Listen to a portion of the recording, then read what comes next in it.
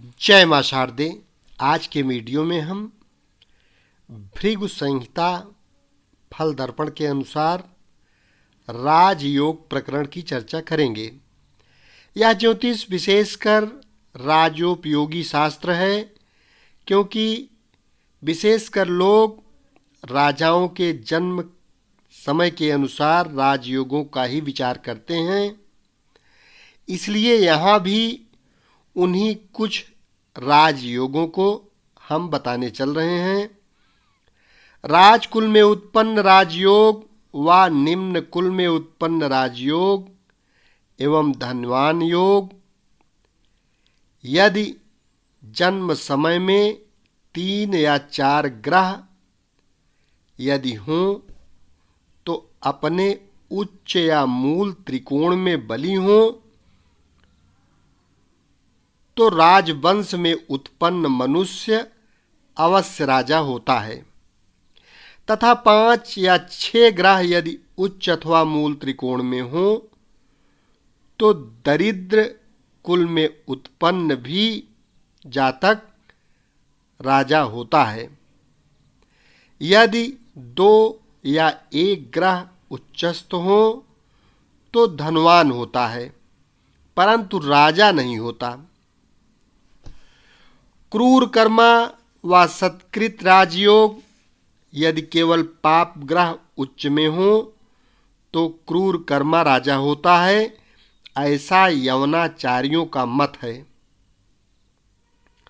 परंच पाप ग्रहों से राजयोग में उत्पन्न पुरुष राजा नहीं होता, किंतु राजा के द्वारा सत्कृत होता है, अर्थात मंत्री आदि होता है। नीच कुल में उत्पन्न होने वाले राजयोग, जिन योगों में दरिद्र कुलोत्पन्न भी राजा होता है, उन राजयोगों को शास्त्रकारों के अनुसार हम यहाँ बता रहे हैं। नीच कुलोत्पन्न राजयोगों के 32 प्रकार हैं। यदि जन्म कुंडली में सूर्य, मंगल, शनि और गुरु इनमें चारों अथवा 3 यदि उच्च में हो और उन्हीं में से कोई एक लग्न में हो तो 16 प्रकार के योग होते हैं। इनमें नीच कुलोत्पन्न भी राजा होता है। यदि मंगल आदि 2 में से उच्च में हो और एक लग्न में हो तथा चंद्रमा अपने गृह कर्क राशि में हो, तब भी 16 प्रकार के राजयोग होते हैं, ऐसा प्राचीन महर्षियों ने कहा है।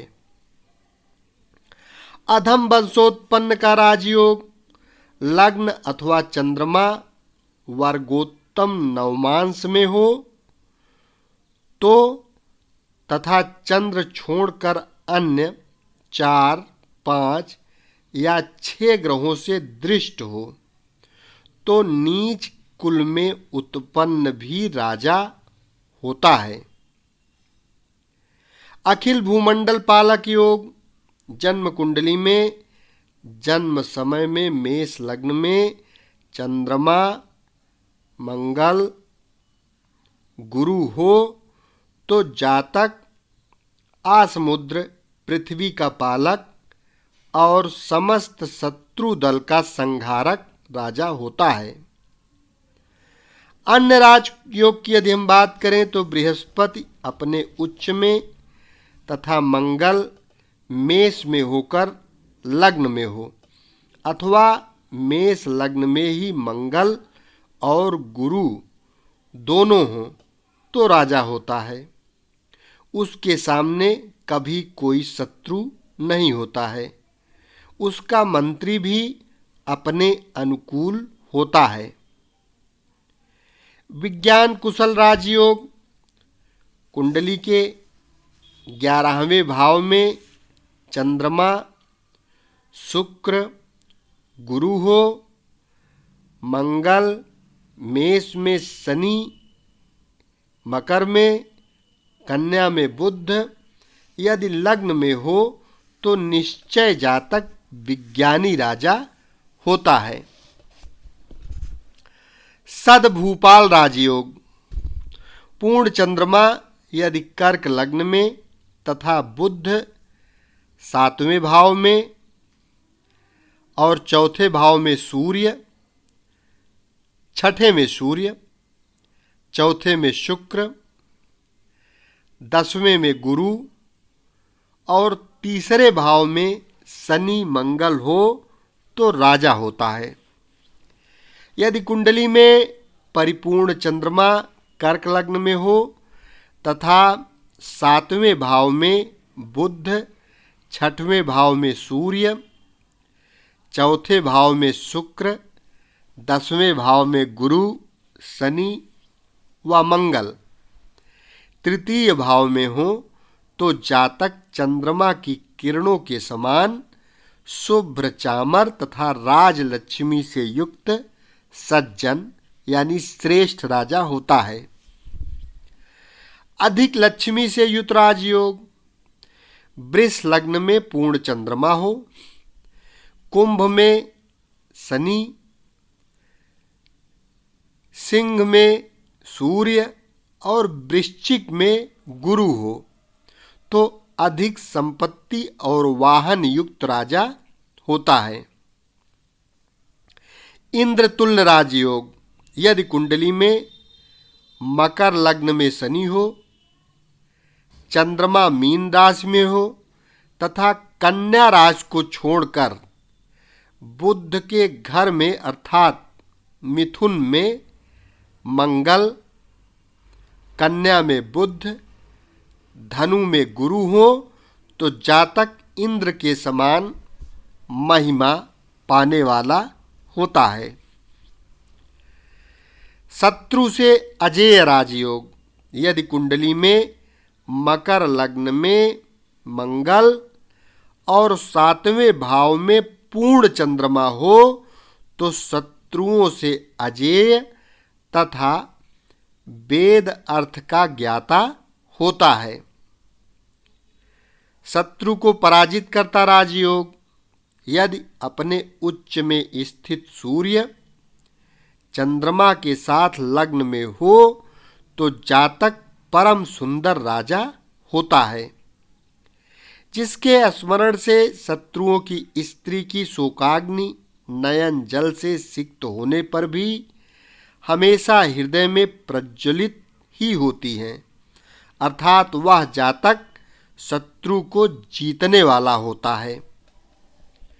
जन्म कुंडली में तुला राशि में शुक्र, मेष राशि में मंगल, कर्क राशि में गुरु हो तो जातक समस्त देश में विख्यात यश वाला होता है। स्वभुज बल से पृथ्वीपति योग। जन्म कुंडली में यदि पूर्ण बली बृहस्पति कर्क लग्न में हो, सूर्य कुंडली के 10वें भाव में मेष राशि में हो और वृष राशि में चंद्रमा हो, बुध तथा शुक्र ग्रह हो तो वह जातक अपने भुजबल से पृथ्वीपति होता है।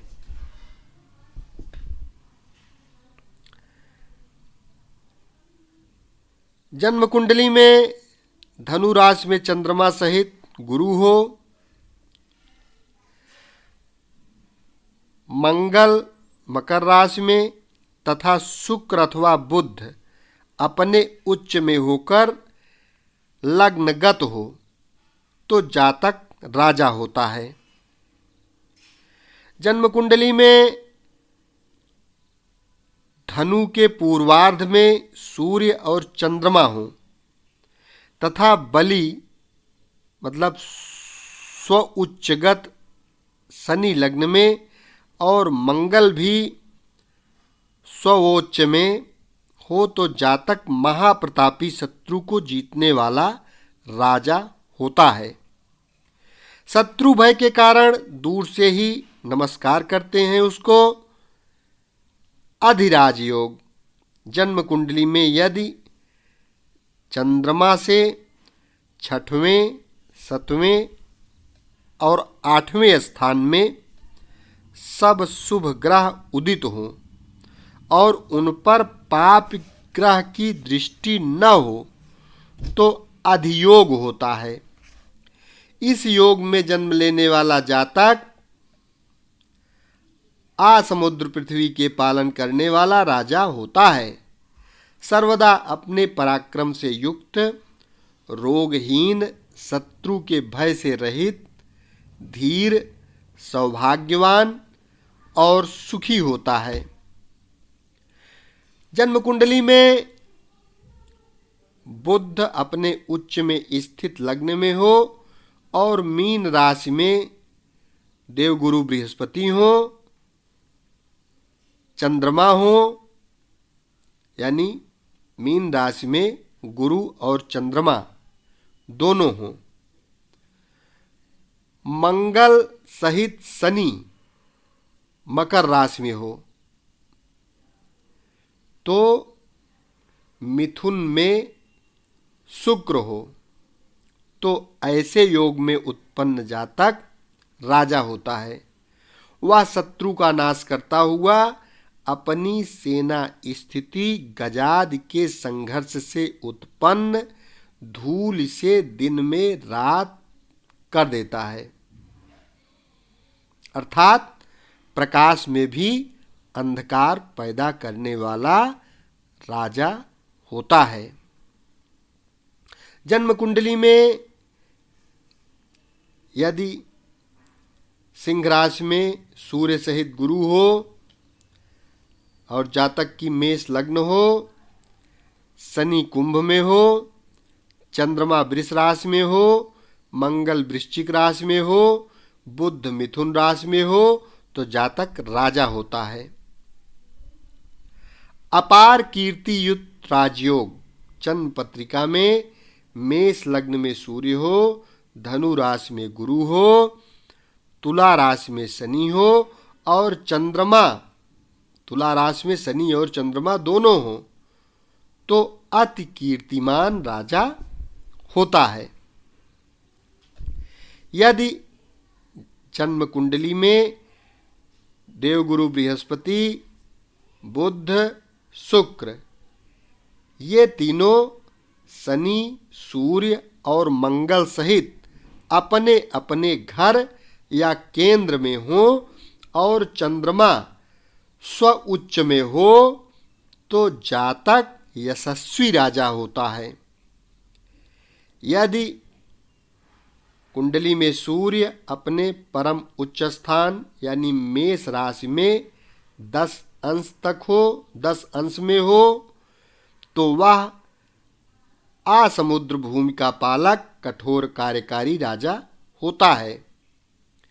जन्म कुंडली में यदि पूर्ण चंद्रमा जलचर राशि के नवांश में चतुर्थ भाव में हो और शुभ ग्रह अपने राशि के लग्न में हो तथा केंद्र में पाप ग्रह न हो, तो जातक राजा होता है। जन्म कुंडली में यदि शुक्र, गुरु, बुध ये पूर्ण चंद्रमा को देखता हो, लग्नेश पूर्ण बली हो तथा द्विस्वभाव लग्न में वर्गोत्तम नवमांश हो, तो जातक राजा होता है। प्रसन्न राजयोग, जन्म कुंडली में यदि वर्गोत्तम नवांश में 3 या 4 शुभ ग्रह केंद्र में हो, यदि पाप ग्रह युत नहीं हो तथा अस्त या क्षीण न हो, तो राजा होता है। एक भी ग्रह यदि अपने उच्च में वर्गोत्तम नवांश में बल युक्त हो और अपने मित्र से दृष्ट हो, तो जातक राजा होता है। जन्म पत्रिका में सब ग्रह यदि शीर्षोदय राशि में हो तथा पूर्ण चंद्रमा कर्क राशि में शत्रु वर्ग से भिन्न सम या मित्र या अपने ही वर्ग में शुभ ग्रह से दृष्ट लग्न में हो तो जातक धन वाहन से परिपूर्ण पृथ्वीपति होता है। इंद्र तुल्य बलशाली राजयोग।